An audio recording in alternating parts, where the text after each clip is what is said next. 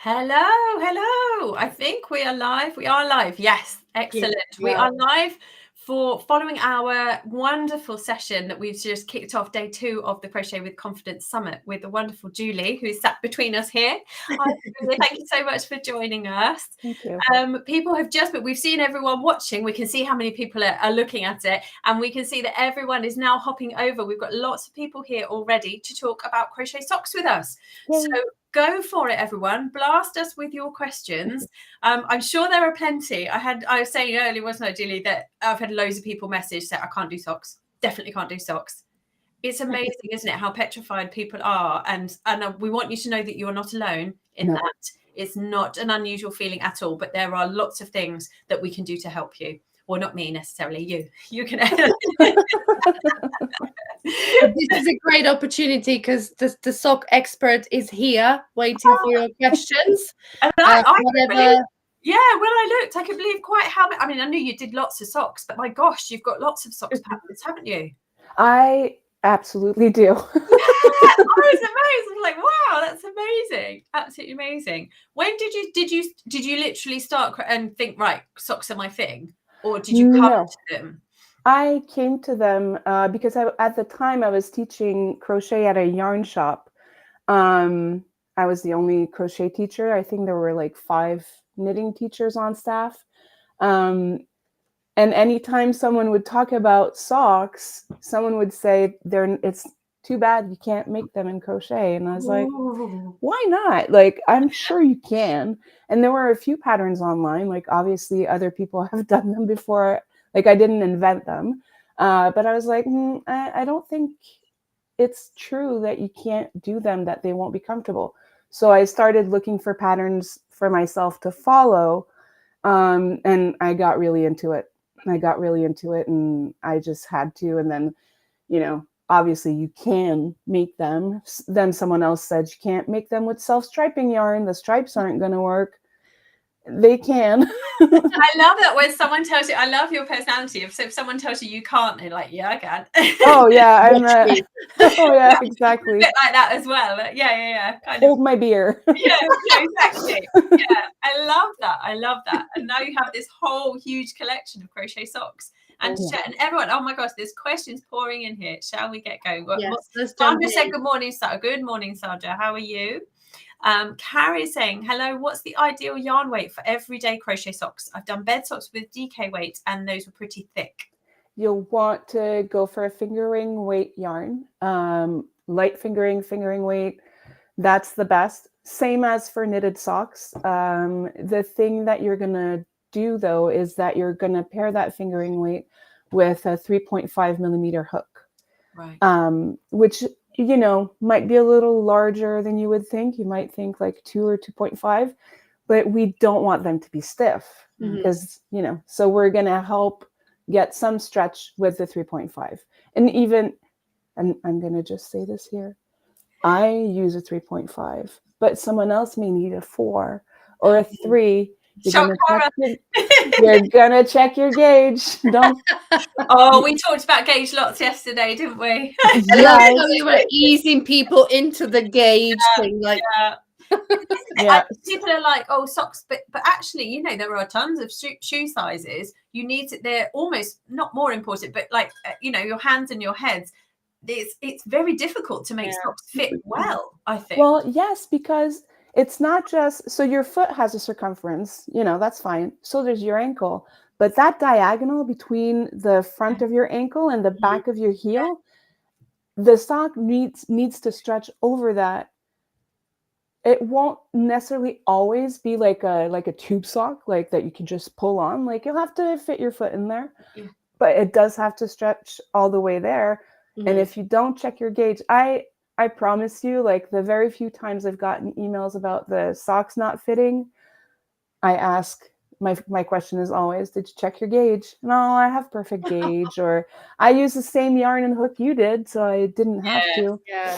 That's not how that works. No, and I think, we have to not forgive people, but, that's a very normal thing for people to assume, isn't it? If you don't know about gauge and you don't understand the concept of it, if you are coming new to crochet or you're relatively new and you haven't learned how about gauge, then that is step one, I think, isn't it? 100%. Yeah, because you're sorry, no, go go on. ahead. Yeah, I was just going to say, your natural assumption, isn't it, is that, well, it tells me I need this yarn and it tells me I need this hook, which we do, don't we, in patterns? That exactly. And when I started, that's what I would do. I would get the yarn, get the hook.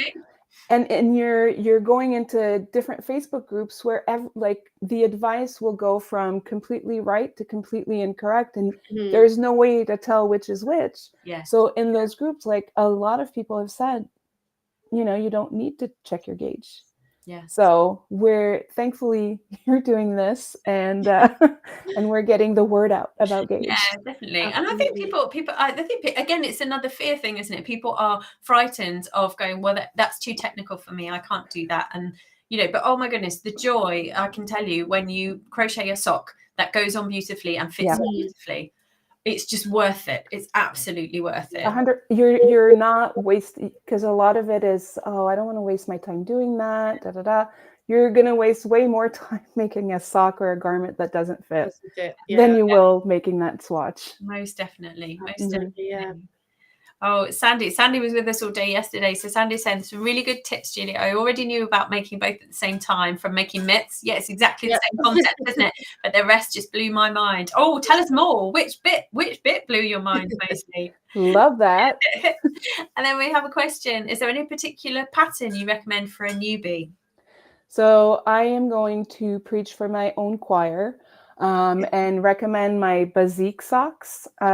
And for one simple reason is that in them you get the option to choose the afterthought heel or the short row heel. Awesome. So it explains how to start the point and then the foot, and then you either go on the afterthought heel adventure or the short heel adventure, so you can test both and see which one you prefer. Yeah. Another good option would be a family story. In that one, instead of going with the stretch and just small, it's in bits and pieces everywhere to get it to fit.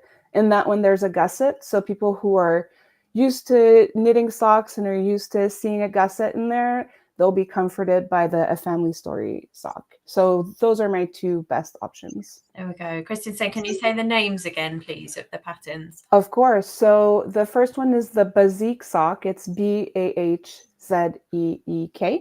And the second one is a family story. Amazing. And they're both in your Ravelry? They are. Yeah. So go to Julie's Ravelry.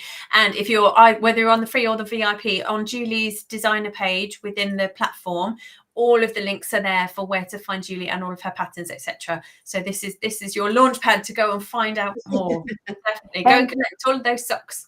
And always email me. Like if there's anything wrong, come to me. I will help you, because my goal is to have people churn out more socks to prove that they're possible.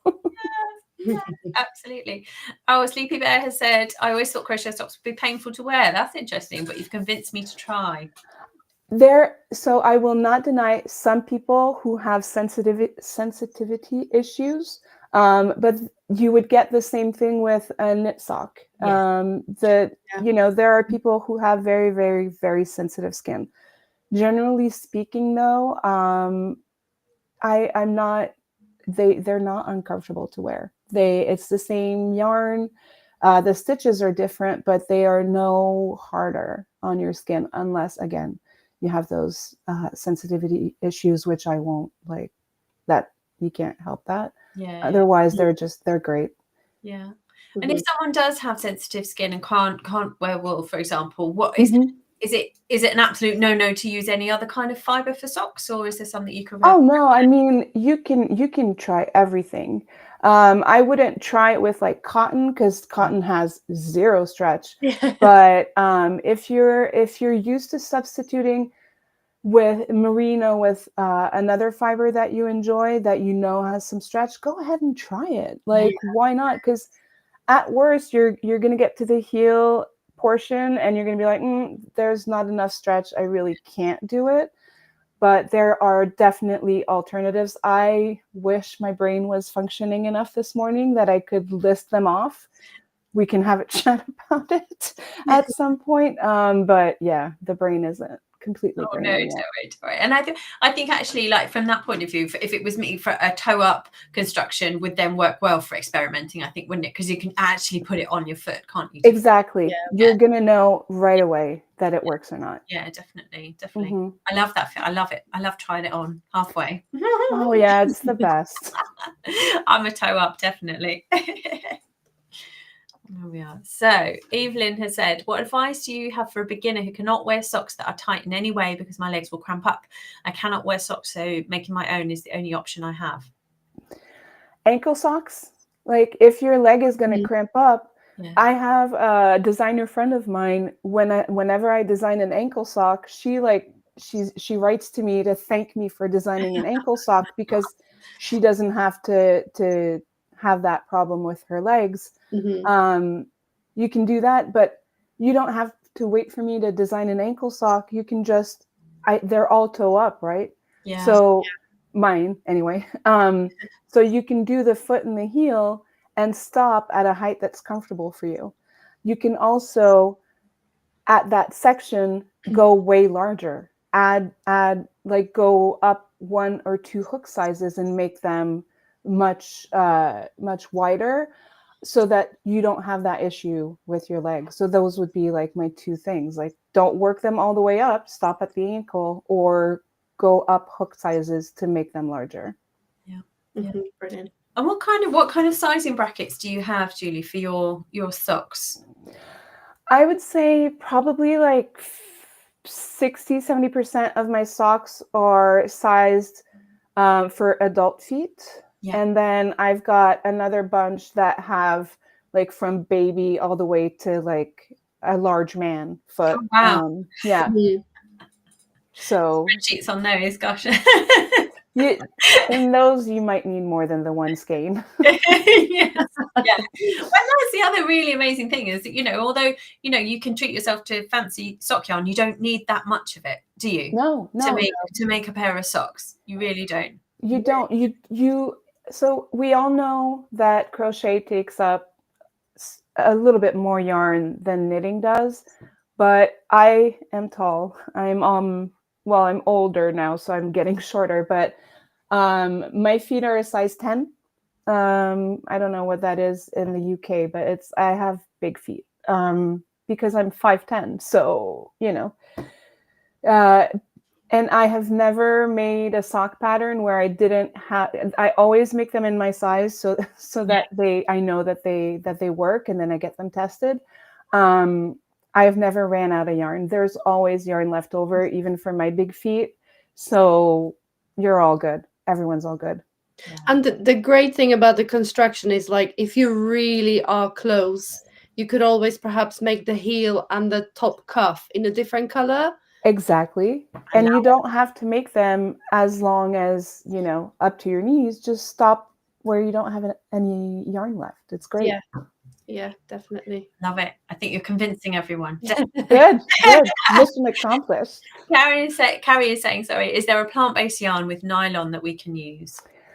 That's something that I would need to look into. I'm sure there is. There are so many options out there. I'm sure that exists. And if you reach out to me after, I can definitely help you figure that out for sure. I think there must be a little suggestion in the comments there. Yes. One up, there is a little suggestion there from everyone had some cotton nylon blend sock yarn. Oh, that's before, when I said that you can't do cotton, I didn't mean any cotton, because there are different kinds of cotton. I meant like the crafter cotton. Just that has no stretch. I just want to specify that. Yeah. And that's it. And actually, Sandy said that what her biggest takeaway from this is that you need to look for 10% nylon. Yeah. That's a minimum. You're gonna prefer 15 or 20. 10 is the absolute minimum, but that will, because the socks, if you make them and you wear them in your shoes, it's the same as a store-bought sock, right? The heel or the toe, like especially the bottom of the big toe, those wear out really easily as you wear them. With the nylon content, it makes it so that they wear out a lot less quickly. And if you choose like patterns with an afterthought heel, you can frog that heel and replace it with a new one. Yeah, Mhm. I love that too. Yeah. When I watch, I was like, yeah, of course you can. Yeah. Mhm. Yes. Yeah, because that's the other thing, isn't it? I think it's really important, definitely for me as a designer, to say to people, like, don't make things and then, but like, we want to be sustainable, don't we? That's the whole point of us making Yeah. it, Right. isn't it? Or one of the points, obviously, the enjoyment of making it and the satisfaction of making it, but also so that you can be sustainable and you don't have to keep buying them from the shops and the market and everything. So yeah, if there's, but do you have to have a specific construction for that then? Are there any sock constructions that wouldn't work for? You would need, if you want to do it easily, you're going to want an afterthought heel.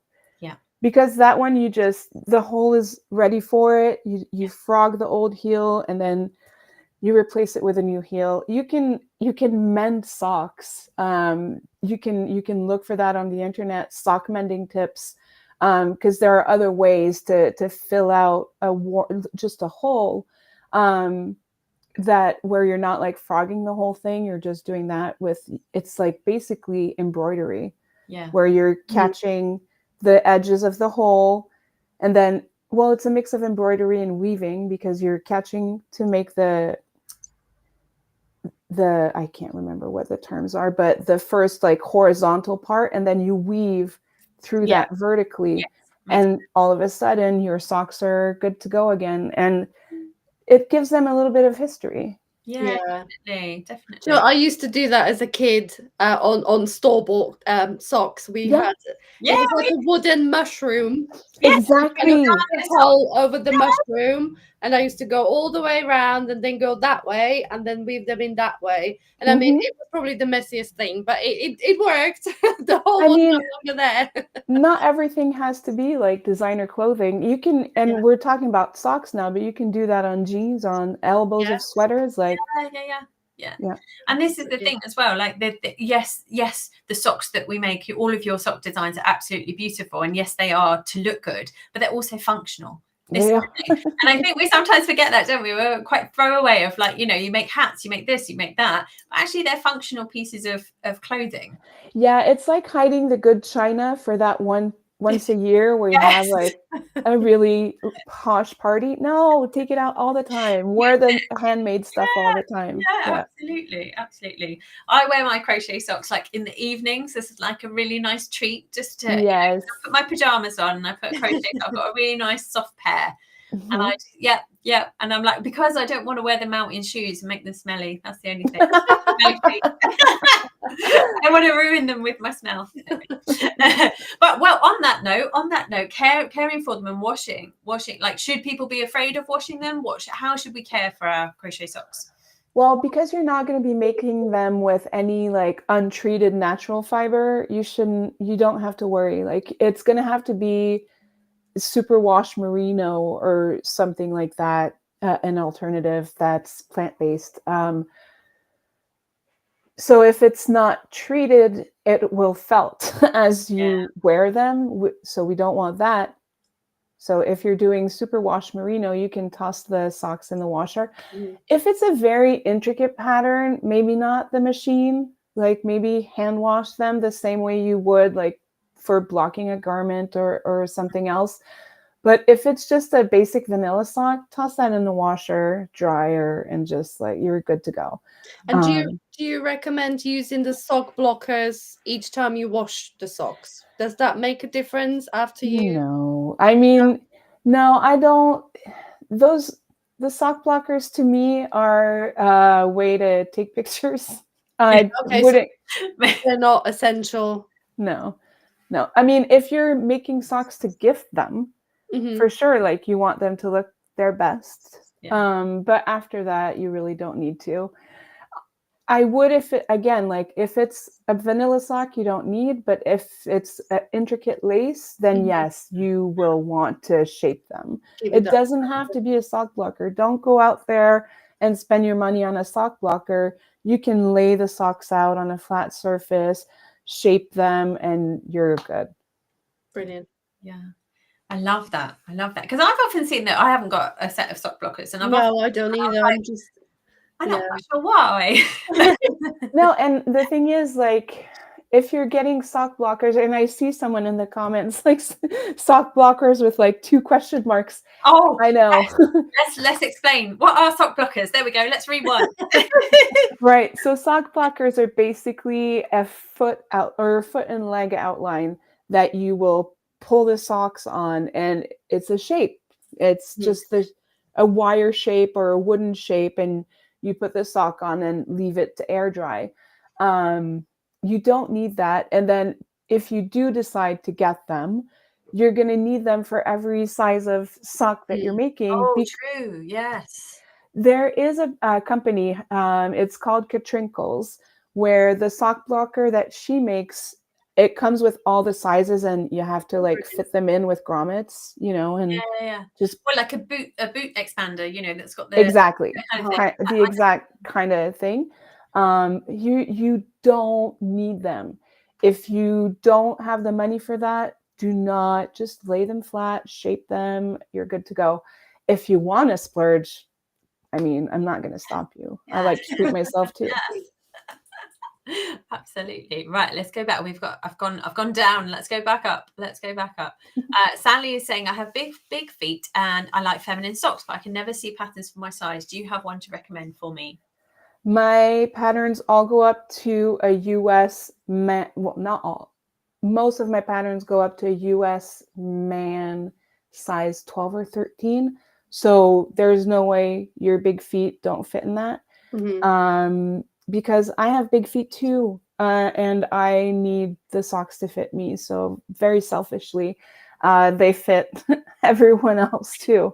I remember buying a pattern book where in that sock pattern book, only 2 pairs of socks went up to a size more than a size 8 lady. And I was like, I remember us tall girlies. Well, many years ago now, I remember being commissioned by a magazine to make socks, and I think it was because of the space that they had, obviously for print copy. They were specifically told not to go above a UK size 8. They said do 2 sizes, 4 to 6 and 6 to 8, and that's all that they would print. I have a feeling I'm when you're mentioning the UK sizes, I have a feeling our sizes are very similar. Yeah, we're one away from you, I think. One away? Yeah, we're one under yours. Okay. Okay. So Sally, you're fine. You're fine. My patterns that are designed for adults, which all of my patterns are, some also have children and babies. You're fine with any of my patterns. So if you've never made them before, again, I'm gonna say go with either the Bazik or A Family Story. Those are my 2 preferred ones. Brilliant. And Susan's asking similarly, it's so true about crochet socks. I don't think everyone can design a good crochet sock pattern. Could you recommend one of yours? I can't wait to make tons. Have you got any more advanced ones then that you would recommend? Sure. So one of the patterns that people really love, and that one is if you especially want to go for the self-striping yarns. Yeah, so I'm going to say the Dobby socks are a good one. They're not, they are made to highlight self-striping yarn. Now, when you are looking at self-striping yarn, you're only going to see knit swatches, right? You want a stripe that's at least 3 rounds high, and that way it'll work for crochet self-striping in a sock. So the Dobby socks I really like for self-striping. I'm trying to think which one. Okay, if you want to go crazy, you want to go like all out crazy, the mint chocolate chip. Those socks, those I think are my most advanced in terms of the design and the color changes. Awesome. Amazing. It's funny you say about the self-striping. I find that as well, looking for any project with self-striping, everything is done with knit swatches. I know. And you have no idea how that's going to look in crochet. It's so difficult. And because most of the yarns that I use are from the US, because that's the majority of my audience are over there. I can't see them in person. I can't try, so I have to order them from these knit swatches online. Oh, And I've no. no idea what they're going to look like. That's not cool. Yeah, that's not good. There's more and more in backstage when we were talking about the show I was just at.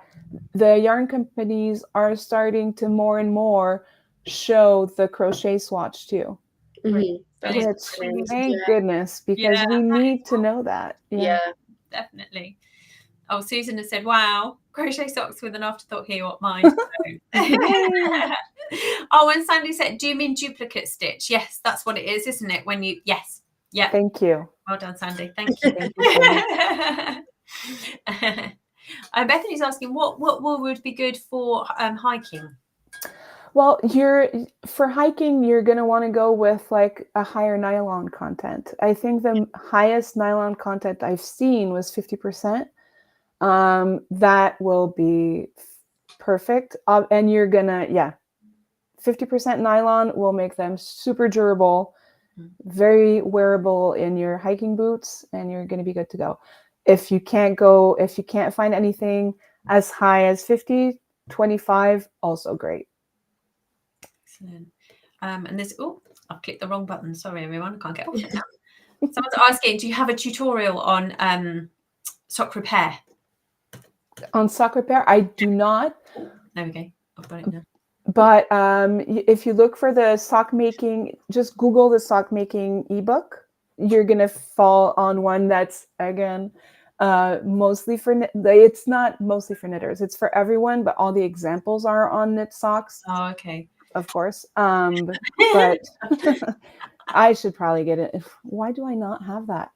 You should. You should. I know. Today to start planning that. Here's an idea for the next video. What's wrong with me? Thanks for suggesting that. Lovely. Debbie saying, how wide are your patterns for? So my patterns, you'll see when I list the sizes, there's always tips on adjusting for your circumference of your foot. And I always, in my patterns, recommend that you start, when you choose a size, go on circumference first, because you can always adjust the length of the foot or the length of the leg. So choose your circumference first. Yeah. Okay. Good.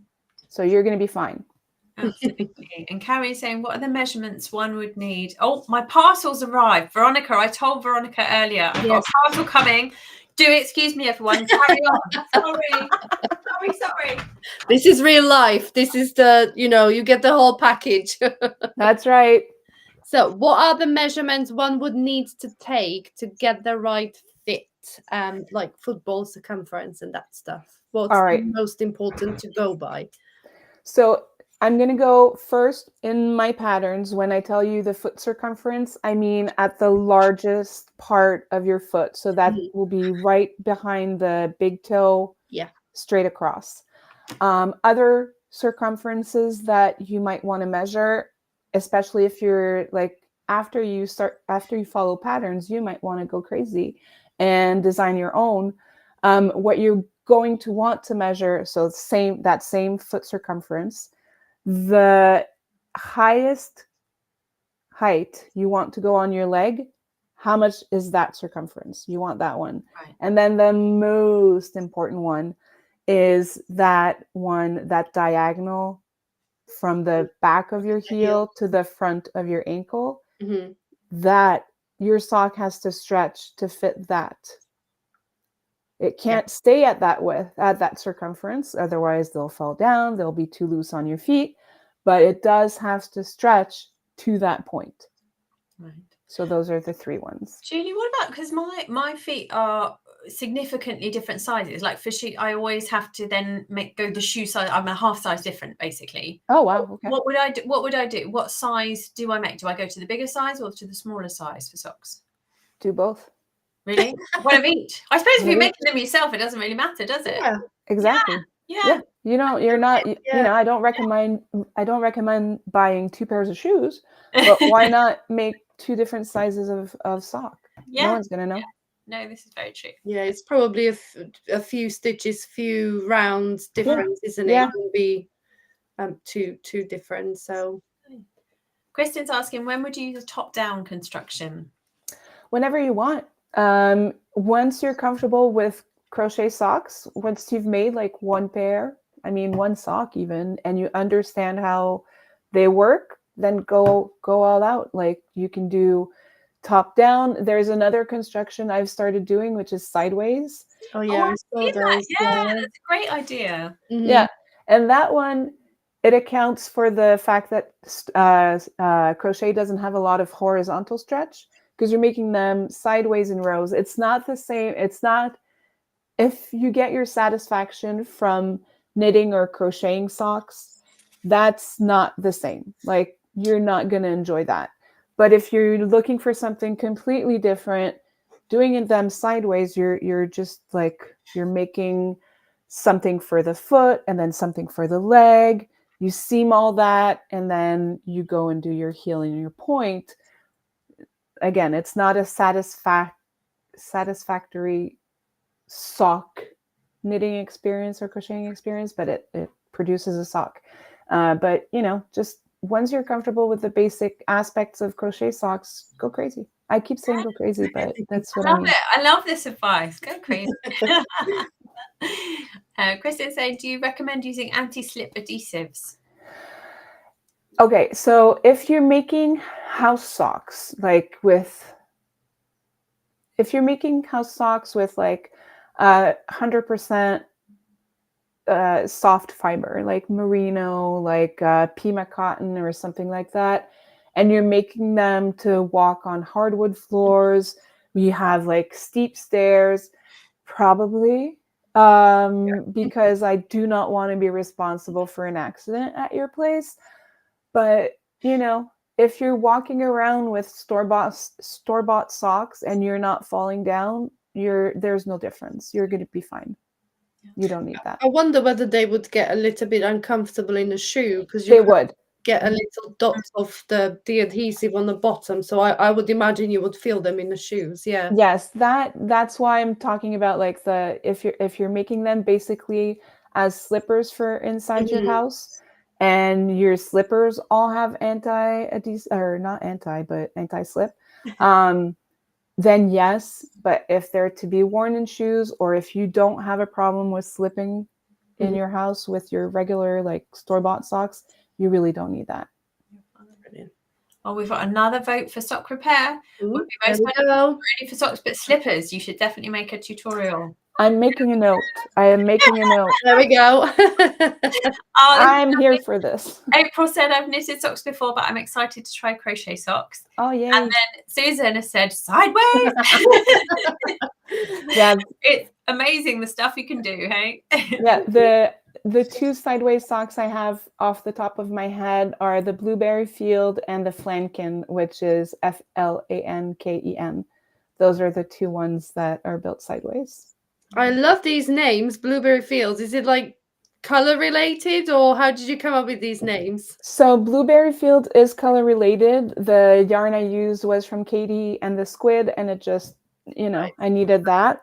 Yeah. The Flanken socks, I was looking for an alternative way to say sideways, and Flanken means sideways in, I can't remember the language right now, but it works. It works. Excellent. This is an extremely good point, that in the VIP Power Pack, which everyone can purchase, even if you've done a free version, there's an awesome coupon for Julie's patterns. So go crazy, people. Go crazy. That's the motto. Go crazy. That's the motto for today. Yes. Absolutely. Bethany's asking, would a shoe sock pattern work with chunky yarn? Oh, to wear as slippers? Is that? I'm not sure I understand. Well, to wear in a shoe, or to wear as a shoe slipper? Oh no. I'm so sorry. No, that wouldn't work, especially because our stitches. So I'm gonna take 2 steps back, but you know how knitting stitches are just like into each other, and ours are around the spine or the post of the stitch. Chunky yarn will make that fabric so dense and so thick that unless you're talking about maybe rain boots, anything that's like a little bit fitted on your feet will sadly not work. They'll work as slippers. Yeah, I was gonna say, slippers would be great, wouldn't it? And I've seen loads of really lovely slippers that work around like a flip-flop. 100%, yes, and stuff like that. I mean, go for it with yes, that kind of idea, but not for comfortable socks to wear in shoes. No, they'll be way too thick. Yeah. Oh, yeah. Bethany was asking about full slippers. Yeah. So yeah, go for it Slippers, with slippers, yes, but not shoe socks. Yeah. So look for it. If you're adventurous, there's nothing to stop you from taking a pattern that you like that's in a fingering weight yarn and sort of following it, but tweaking it to fit the gauge you're getting. You know, all gauge is, I don't know how they call it in the UK or in the US. Here they call it the rule of 3, where once you know how many stitches you have for 10 centimeters, you can figure out how many stitches you need, or how many stitches your chunky yarn needs to get to the sock gauge. That's something that you probably already talked about in the gauge course, but yeah, you can just adapt the patterns that you have to go with the yarn you have. That chunky yarn, it just won't be for inside a shoe. It'll be for a slipper. Absolutely. Awesome. We've almost run out of time. Oh my goodness. I know. It's so sad. But we have one question here from Kristen, saying, do you have any advice or patterns for diabetic socks? So in that case, you would need something that gives you compression. And I would say, I'm not sure that I would recommend that you crochet or knit those, because I'm not sure you can get even compression with a crochet stitch or a knitted stitch. Yeah, I would say, the fabric is just too, it's too flexible, isn't it? Which is what you want it to be. Yeah, exactly. And as it stretches, it opens up the stitches, which then you're not getting the compression that you need. So I would veer away from that. Sorry. But you could if you want to look nice, you could put some compression socks on first. This is what I used to work in a nursing home, and we used to do that. You'd put compression socks on first, and then put nice, fluffy, comfy ones over the top. Yes. And they look really nice. And they're nice and comfy. Excellent. Yeah. Oh my goodness. How fast did that fly? I know. Oh, Julie, it's been so wonderful. Thank you so much for joining us. Thank you for having me. I'm so excited about this event. And thank you. And I think there's lots and lots of people here that are going to try socks now that have never tried before. Or if they have, they're going to be much, much more confident about what they're doing. So thank you so much for spreading all of that knowledge and sharing it with us. Can I take a picture of us? Of course. For the gram. Do I need Let's to smile? do this. Oh yes, please. Thank you. Yeah. Awesome. Oh, awesome session. Awesome session. It truly was. Thank you so much, Julie. So we're going to hop on over now. If everyone goes and finds the link for Courtney's presentation is next. So Courtney's YouTube channel, her video will be premiering in 1 minute's time. And then as soon as it's done, pop back to Veronika and I's Facebook or YouTube and we'll be live with Courtney. So thanks so much again, Julie. Oh, thank you. It was so good. This was great. Thank you. Fabulous. See you soon, everyone. See you soon. Bye, everyone. Bye.